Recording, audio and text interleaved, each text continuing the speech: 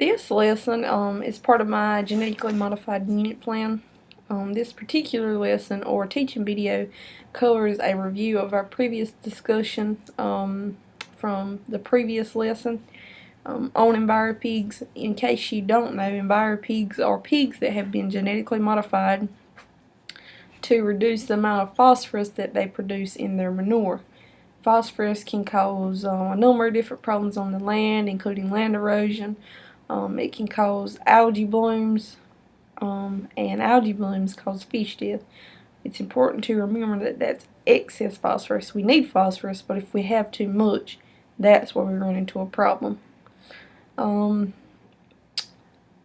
students discussed the EnviroPigs in the previous lesson, and then today's lesson on this video, students actually open way for scientific argumentation to occur in the classroom.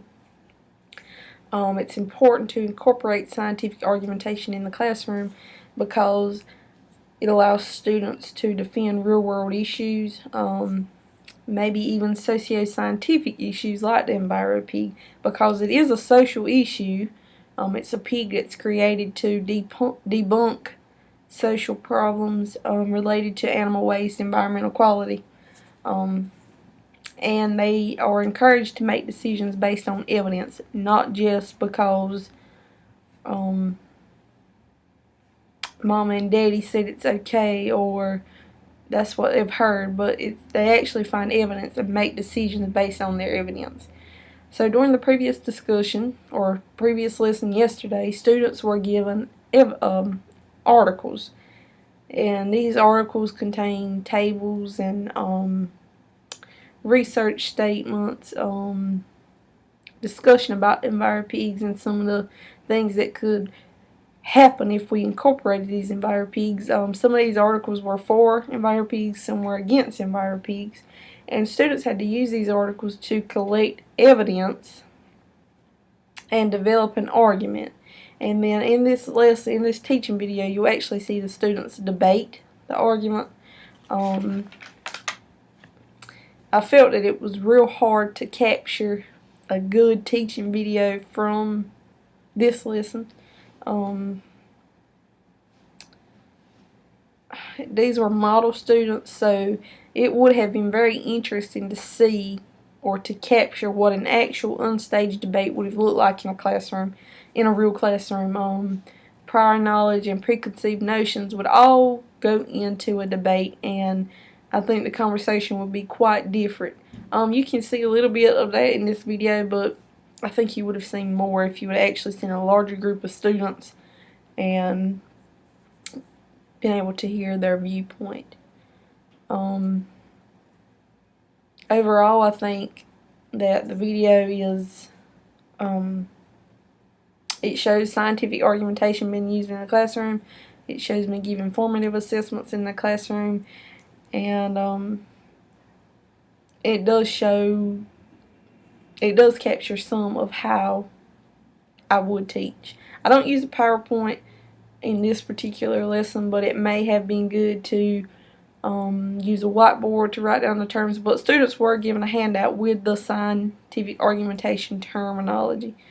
So they were able to see that, and you see in the video that we went, or you will see in the video that we went over it as a class and discussed what each of those terms meant so that they had a good understanding to make an argument. So this lesson really focuses on learning what scientific argumentation is and then using the evidence that they found to make an argument, either for or against EnviroPigs being incorporated into the food supply. Alright, so welcome to today's lesson. This whole unit plan has been about genetically modified organisms, or a lot of people refer to them as GMOs. Does anybody know what GMOs are? Yes? It's when you take one gene from one animal to cancel out, well, help one organism. Exactly. So just remember, do you remember the salmon, the fish salmon? There was a cold gene taken from another organism, put into the salmon, and it was able to withstand cold temperatures, right? Mm-hmm. So that's the purpose of genetically modifying. Let's review from yesterday's lesson about EnviroPigs. Anybody remember what EnviroPigs are? Yes. And biopigs are GMOs. They are GMOs. How were they genetically modified? Yes. A protein in a mouse gene was linked to a phytase. Right, so they took a salivary protein from a mouse and took a phytase gene from a E. coli, intestinal E. coli, and put those two together and inserted it into the pig. Now, why did we want to do that to the pigs? To reduce phosphorus emission. Right, so why do we care about phosphorus? The land needs phosphorus, right? But why would they want pigs to reduce or produce less phosphorus in their manure? Excess. Too much phosphorus can cause algae blooms, which can lead to fish death. Exactly. So algae blooms can get so massive that they take up all the oxygen in the pond or the river or whatever, and they kill all the fish. It decreases the oxygen, no fish. It also destroys other land. It's just not good if you have excess. So let's do what we call true-false statements. Y'all remember this before we go? Okay? So I'm going to ask a couple questions. True, false, thumb up, false, down. So enviro pigs are pigs that have been genetically modified. Yes. Enviro pigs will produce less manure. False. They don't produce less manure, they produce less what? Phosphorus. Good. Enviro pigs are genetically modified to reduce the amount of phosphorus produced. True. Enviro pigs are already in the food supply chain. False. That's something that we're going to have to talk about later and decide. That's what this lesson will be about. And enviro pigs were created from linking a portion of a mouse gene to an E. coli gene. True. Good. True. Alright, so yesterday when we talked about enviro pigs, we talked about all the qualities that they have. Some people like them, some people don't. And you looked at several articles, and I hope you read them and analyzed the evidence. And that's what this next lesson is going to be about. So somebody share a piece of evidence that you learned yesterday. Enviro pigs excrete 75% less phosphorus than traditional pigs. Right, so there has been a research study that has shown that 75% less phosphorus is in their manure than in a traditional pig. So what your question is going to be, will you allow the FDA, Food and Drug Administration, to allow enviro pigs into the food supply? Whatever you decide to choose, you're going to have to defend that with reasons. Which brings us to our next points. What do you think scientific argumentation is? Yes. People fighting or arguing. Or making decisions about something that is related to science. Taking a stand for something related to science, like using GMOs and using evidence. Good, that's all of those things. Now, don't get confused scientific argument as being a fight. We don't want people thinking that we're fighting with our fists. We're arguing a point with evidence, right? Yep. Yeah. So do you think that we participate in some kind of argumentation in our everyday life? Yes. Yes. How? We decide what we're going to do. We decide if we believe that the sun is what produces light, right? We could argue that and say it's not, the moon does. But we've had evidence to show that the sun is what produces light, and we make a decision regarding that. So why should we use scientific argumentation in the classroom? It encourages you to use solid evidence to make a decision about something, to know why you made that decision. Not because mom and daddy made it, but because you have evidence to show. Do you agree? Yes. Yes. Correct. So, do you think that there has been some kind of argumentation taking place around the use of GMOs? I would say yes. You remember there's been a lot of controversy. People think they cause allergies and different stuff. So there probably has been some scientific argumentation taking place around GMOs. It's important that we understand all the evidence again so we can make a decision. So let's look at some terminology related to scientific argumentation. Alright, we're going to use your third or your separate handout as a sheet of reference. We'll look at it and make sure we know what these terms mean. So again, scientific argumentation is is making a decision or a claim and having evidence to back it up that relates to science. So, what is the research question? What are you trying to find out? Right, a question is something you want to know, right? How do you make, or how do you figure out what the question is? You make a claim about it. What's a claim? The conclusion or the explanation to the research question. Right, so the question might be, is the sky green? My claim would be, no, it's blue. Well, I need evidence to show it's blue. How can I do that? Or what is evidence? Data or findings collected that supports your claim. Right, so if I pulled out pictures that showed the sky is blue, then I could say that that's my evidence that says the sky is blue. You also need another piece. You need to have a justification. What is a justification? A statement that explains the importance and relevance of the evidence to the claim. Right, so after you've said you made a research question, is the sky green? Our claim was no, it's blue. Our evidence is we've taken pictures, we've collected data that shows the sky is blue. Then why would it be important? Because we have to teach our kids about the color of the sky, or knowing just how the sky looks, right? Alright, what does a rebuttal mean? A contrary argument. Right, so that person that said, is the sky green? And I say, no, it's blue. Then my argument could be, it's blue only during the daytime and it's black at night. That could be a rebuttal argument. So let's look at the example box. The example of scientific arguments. What question did they pose here? What are they arguing here? Did industrialization contribute to the cause of global warming? What kind of claim did they make regarding that question? Industrialization is the cause of global warming. So they wanted to know, did industrialization cause global warming? They made a claim that said yes, it did. It's the cause of global warming. And what evidence did they have to back that claim? An amount of factors grew in 20th century. Factories produce CO2. CO2 can cause temperature to rise.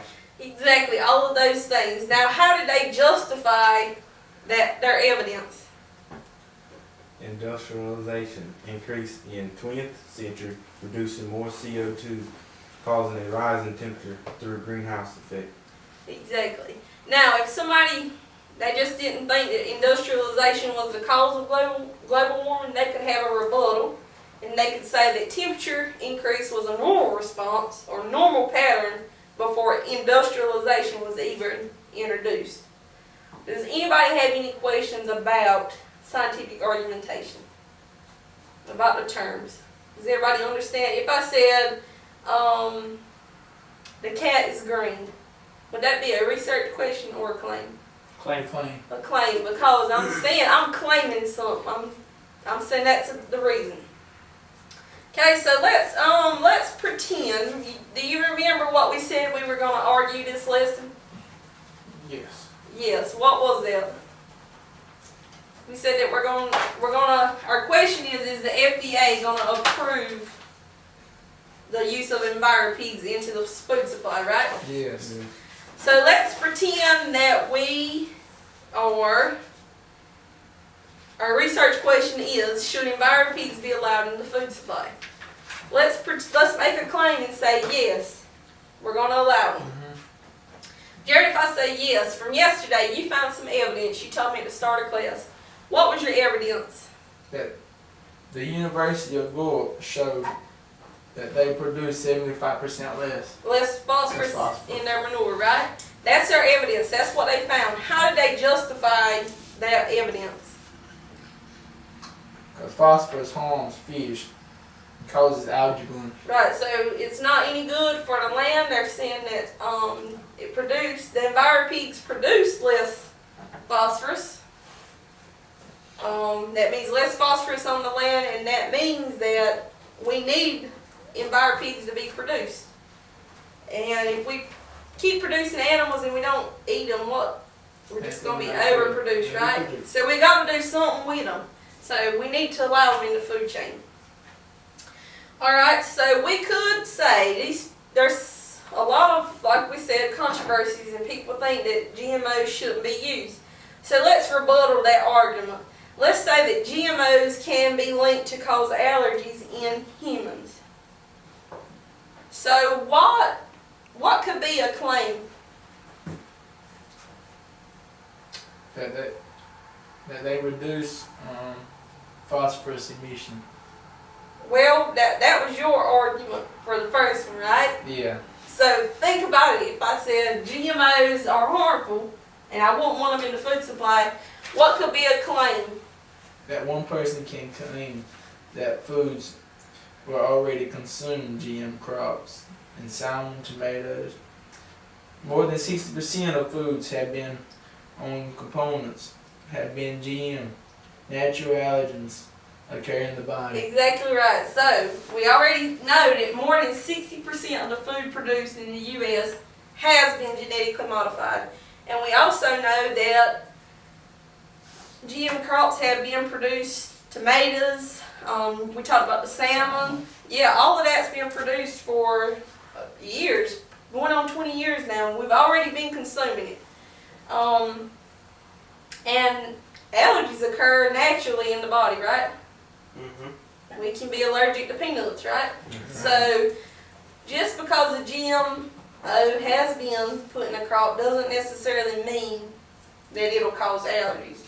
And what is the evidence for that claim? According to the UNIV of Florida Extension, there has been a reported allergy of eating GM foods.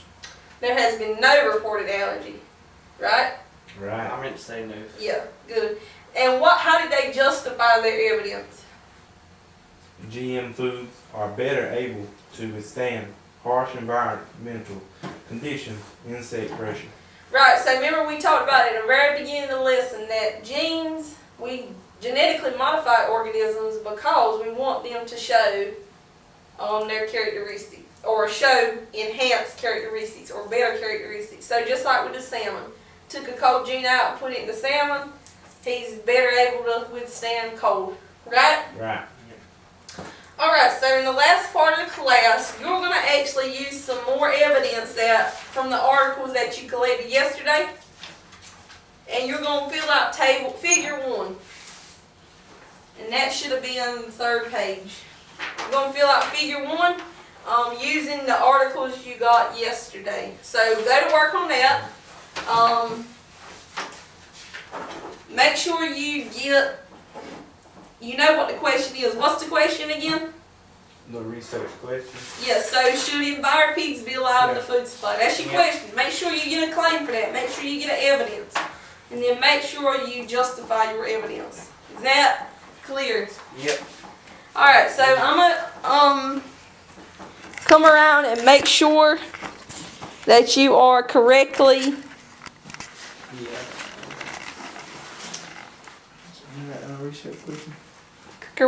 completing your table. And remember, you're going to actually debate this with your classmates.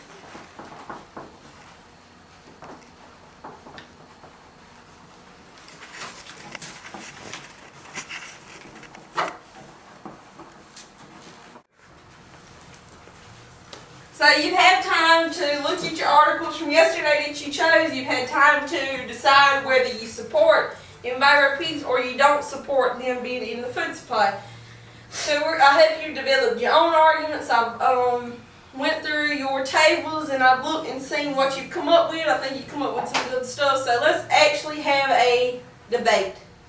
Who in here said that they would support EnviroPigs? Okay, let me hear your reasons. Yes, EnviroPigs digest phytase better, which means they are not producing as much. Right, so they're able to digest phytase, which is found in grains. They can digest that better, which means they're not producing as much phosphorus from their manure. Why is that important? Less phosphorus means better environment. Right, so we've got less phosphorus. That means less fish death, less runoff, less algae blooms, better environment. Alright, is there anybody that disagrees? Yeah, I disagree. Why do you disagree? Because not much research shows where the environmental pigs have been tested. Okay, so he says that there's not a lot of research being shown where they've been tested to see if they're what, safe? Yeah. Okay, and why do you think it's important that they should be tested? They need to be tested so we can be sure they don't cause diseases or allergies. Right, so we don't want to be consuming something that's going to increase our risk for disease or increase our risk for allergies, right? So what you just did was a scientific argument. You had a scientific argumentation in class. You didn't fight about it, but you argued using evidence and justification of your evidence. Is everybody clear on that? Yes. Alright, so the next thing that we're going to do is we're going to do a formative assessment. And a formative assessment is just an assessing to make sure you know why you participated in an argument. So, this one's called What Are You Doing and Why? What are you doing? What was the purpose of this lesson? Discussing genetically modified pigs. Right, we wanted to discuss genetically modified pigs, see if we agree with putting them in the food supply or if we didn't agree. Why did we even care about that? Anybody know why we even cared about? We're discussing pigs, which We're gonna make a decision. we're going to make a decision, which is part of scientific work. Argument, a scientific argument. Right, so we're making decisions using scientific argumentation. It's important to make decisions based off of what? Evidence. Evidence. So we don't want to just go on hearsay, we want to go on hard facts, evidence, right? So that's what you're doing, that's why you're doing it. And you can apply this to real world issues. If later on down in the road in your career somebody says, let's try using, I don't know, other GMOs to decrease the risk of cancer. Then you can make a decision whether you use it based on evidence, based on reason, not just because you think it's okay. Okay? Any question for today's lesson? No, ma'am. Good.